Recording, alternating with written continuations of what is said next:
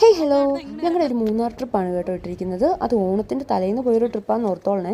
ഞങ്ങൾ പൊതുവെ പ്ലാൻ ചെയ്ത് പോകുന്ന ട്രിപ്പൊന്നുമല്ല. എല്ലാ ട്രിപ്പും ഞങ്ങൾ വീട്ടിൽ നിന്ന് ഇറങ്ങി പാക്ക് ചെയ്തൊക്കെ വെച്ചിരിക്കും. ഏകദേശം സ്വെറ്ററും പോലത്തെ അങ്ങനത്തെ സാധനങ്ങളൊക്കെ സെറ്റ് ചെയ്ത് വെച്ചിരിക്കും. നോർമൽ ഡ്രസ്സും വെച്ചിരിക്കും. കാരണം ബീച്ചാണോ ഹിൽസാണോ എന്ന് ഫിക്സ് അല്ലാത്തതുകൊണ്ട് എവിടെയെങ്കിലും പ്ലാൻ ചെയ്ത് അപ്പം തന്നെ അങ്ങ് പോവാണ് ചെയ്യുന്നത്. അല്ലാണ്ട് ഞങ്ങൾ നേരത്തെ പ്ലാൻ ചെയ്ത് വെച്ചാൽ മിക്കതും തന്നെ ക്യാൻസലായി പോകും. ഒന്നാമത്തെ കാര്യം. പിന്നെ എൻ്റെ ഹസ്ബൻഡിന് നോർമലി പെട്ടെന്ന് പ്ലാൻ ചെയ്ത് പോകുന്നതാണ് ഇഷ്ടം. ആദ്യമൊക്കെ എനിക്കതൊരു ബുദ്ധിമുട്ടാണെങ്കിലും പിന്നെ ഞാനത് സെറ്റായി. ഇപ്പോൾ ബേബി ആയിട്ടും ഒക്കെ അങ്ങനെ തന്നെയാണ്. ബേബിയും ആ ഒരു വൈബിലോട്ട് ആയിപ്പോയി. ഇപ്പോൾ അതുകൊണ്ട് ഞങ്ങൾക്ക് അങ്ങനത്തെ പ്രശ്നങ്ങളും കാര്യങ്ങളും ഒന്നുമില്ല. എപ്പോഴും ഞങ്ങളൊരു ട്രോളി എപ്പോഴും സെറ്റായിട്ടിരിക്കും. ഓണത്തിൻ്റെ തലേന്ന് ഞങ്ങളൊരു ട്രിപ്പ് പോയതാണ് മൂന്നാറിലോട്ട്. ഓണത്തിൻ്റെ തലേന്നായതുകൊണ്ട് തന്നെ ഞങ്ങൾക്ക് ചെറുതായിട്ട് പണി കിട്ടിയോ എന്നൊരു ഡൗട്ട് വന്നിരിക്കുമ്പോഴത്തേക്കാണ് യൂട്യൂബിലും വീഡിയോസിലും എല്ലാത്തിലൊക്കെ സെർച്ച് ചെയ്ത് പിടിച്ച് ഞാൻ സ്പൈസ് ജംഗിൾ എന്ന് പറഞ്ഞ റിസോർട്ട് കാണുന്നത്. ബഡ്ജറ്റ് ഫ്രണ്ട്ലി പൂൾ റിസോർട്ട് എന്ന് പറഞ്ഞുകൊണ്ട് ഒരിടെ വെച്ച് റീൽസിലൊക്കെ ഭയങ്കര ട്രെൻഡിങ് ആയിട്ടുണ്ടായിരുന്ന റിസോർട്ടാണിത്. ആൻഡ് ഫൈനലി ഞങ്ങൾക്ക് ഇവിടെ റൂമൊക്കെ കിട്ടി. ഞങ്ങൾ സെറ്റായി.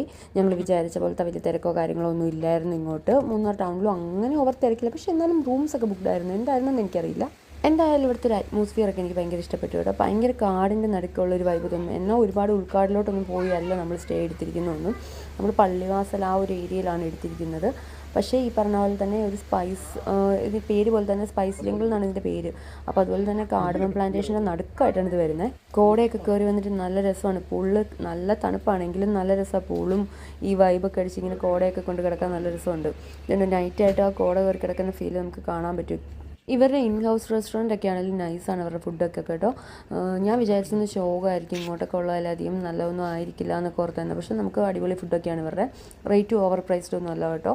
ഞങ്ങൾക്ക് അങ്ങനെ ഒരുപാട് എമൗണ്ടൊന്നും ആയിട്ടില്ല. ഞാൻ ടോട്ടൽ ബില്ല് ഞാൻ ഓർക്കണില്ല. എന്നാലും ഫുഡും കാര്യങ്ങളും എല്ലാം ആയിട്ടാണെങ്കിൽ പോലും അധികം ഇതൊന്നും ആയിട്ടില്ല. നമ്മൾ വിചാരിച്ച പോലെ ഒന്നും ആയിട്ടില്ല.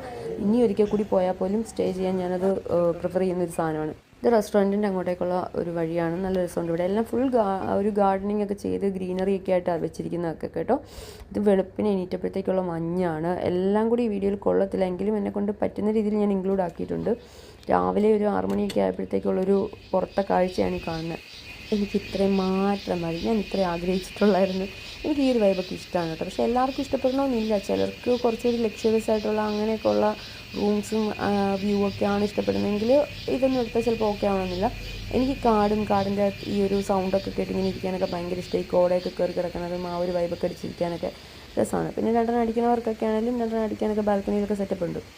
ഞങ്ങളൊരു 2 നൈറ്റ് സ്റ്റേ ആണ് എടുത്തത്. അങ്ങനെ 6000 ആണ് റൂമിന് ഞങ്ങൾക്ക് റേറ്റ് ആയത്. ഫാമിലി ആയതുകൊണ്ടാണ്. പിന്നെ ഓണത്തിൻ്റെ തലേന്നായതുകൊണ്ടാണ് 3000 വന്നത്.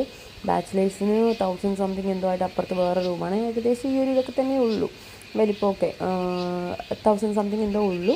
പിന്നെ 3000 തന്നെയൊന്നും ആയത് കപ്പിൾ റൂമിനാണെങ്കിലും അത്ര ആയത് ഈ ടൈം ആയതുകൊണ്ട് കേട്ടോ.